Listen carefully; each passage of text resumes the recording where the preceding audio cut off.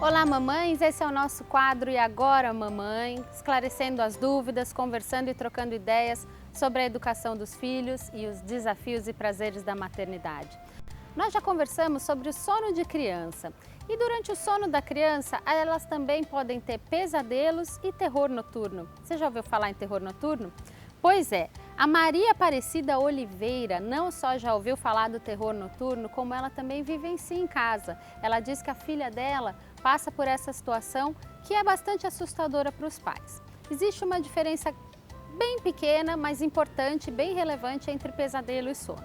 Todos nós temos pesadelos, os bebês têm pesadelo, as crianças têm pesadelo, que nada mais é do que um sono ruim, um sonho ruim. A criança sonha com alguma situação que assusta, ela fica agitada, ela chora, mas quando ela acorda, mesmo que agitada, o acolhimento dos pais deixa ela um pouco mais tranquila. Esse pesadelo acontece um pouco mais para o final do sono. Já o terror noturno, ele é caracterizado por um desespero da criança. Ela chora, ela fica muito nervosa, muito agitada. Acontece mais ou menos 1 hora após a criança ter adormecido. E não adianta, mesmo que ela abra os olhos, o acolhimento dos pais não a acalma. Mas ela não percebe que ela está tendo aquilo. É uma crise bastante assustadora para os pais, até porque a criança fica muito nervosa, muito agitada, chora, às vezes ela até parece que acordou, mas ela não percebe que ela tem aquilo, ela volta a dormir sem problema nenhum e no dia seguinte ela não lembra de nada. Então não adianta os pais tentarem acalmá-la, não adianta os pais tentarem tentar fazer passar aquele sono, porque em relação ao terror noturno não tem muito o que fazer, tem que deixar passar. Mas fiquem tranquilos que isso não causa nenhum problema nas crianças, que isso não causa trauma, ela não vai lembrar que teve o terror noturno e com o tempo isso costuma passar naturalmente. Esse terror noturno ele pode ter a ver, e mais os pesadelos, porque o terror noturno ele não tem tanto uma justificativa, tanto uma explicação para ele ou como fazer passar. A criança vai ter aquele episódio, vai voltar a dormir naturalmente, vai acordar como se nada tivesse acontecido e isso não vai causar nenhum mal para ela, tende a passar naturalmente, tá? Os pesadelos, eles podem estar relacionados a um outro tema, que é o tema que a gente vai falar hoje, que são os medos de criança. Pois é.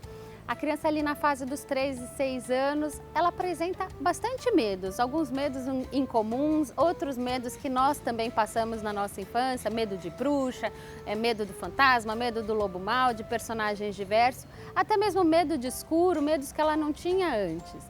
Isso porque dos 3 aos 6 anos de idade, os pequenos estão passando por uma fase muito de fantasia. Quem nunca viu a criança pegar uma caixa de fósforo e fazer um carrinho, ou inventar algumas histórias, algumas lendas para ela, né? E aí ela começa a misturar um pouquinho esse imaginário, essa fantasia toda com a realidade dela. Então aparecem os medos. Também é uma fase de muito interesse nos contos de fadas, nessas histórias todas que nós conhecemos. Então personagens diversos vão aparecendo, se misturam aí com todos os pensamentos que a criança tem e vão surgindo esses medos. E aí, como é que a gente age diante dessas situações? É muito importante nós adultos não negligenciarmos e nem diminuirmos o medo da criança, né? Falar, isso não é nada, isso não existe, porque para a criança aquilo é muito vivo, é muito real dentro dela. O melhor modo é agir naturalmente com a criança, desmistificando todos esses medos.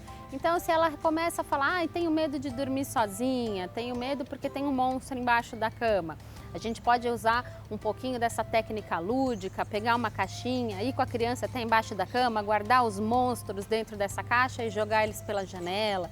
A gente vai trazendo esses medos das crianças mais para uma parte mais de desmistificar, de mostrar que não tem problema, de mostrar que a criança pode vencer aquele medo. As histórias, os livros também normalmente ajudam, porque o bem sempre vence o mal, porque a bruxa sempre vai se dar mal no final. Então a gente vai mostrando para a criança que mesmo nas situações difíceis, mesmo nas situações que ela vai ficar um pouco insegura, para ela continuar firme que vai tudo dar certo. Os pesadelos podem aparecer em relação ao medo da criança, mas também entra na mesma história. Acordou, acalmou a criança, mostra que o medo não tem ali não tem tanto peso para ela, né? Medos comuns são medos de escuro, os medos dos monstros. A criança às vezes começa a ficar com um pouco de medo de ficar sozinha ou longe dos pais. E aí nessa hora é importante prestar atenção nas nossas atitudes, porque muitas vezes, tentando amenizar esse medo da criança, essa insegurança da criança, a gente acaba reforçando. Pois é. Se seu filho chega para você e diz: papai, tô com medo de dormir sozinho, posso dormir na sua cama? E você com dó fala: pode. Você está reforçando. Porque se não tiver problema a criança dormir na caminha dela, se não tiver problema ela passar a noite ali, por que será que você está mudando a rotina dela, né? Então acaba reforçando. Por mais que seja tentador, vale a pena, claro, eventualmente deixa a criança dormir na cama dos pais, ou você vai dormir na caminha dela, ou então, olha, vamos apagar a luz, não vamos apagar a luz, enfim, em relação ao medo da criança, não necessariamente atender prontamente a solicitação dela, para que não passe essa impressão para ela de que, olha, temos um problema sim, por isso que eu vou mudar a sua rotina. Então mantenha a rotina, focando sempre nessa ideia de que você está passando a segurança para o seu filho em relação a todos os medos. Também não vale a pena tentar poupar os pequenos desses medos, pois é, medo é um sentimento comum do ser humano, é um sentimento muito importante, inclusive, para a gente conseguir se defender das situações de perigo, né? É um sentimento aí que ajuda na nossa evolução.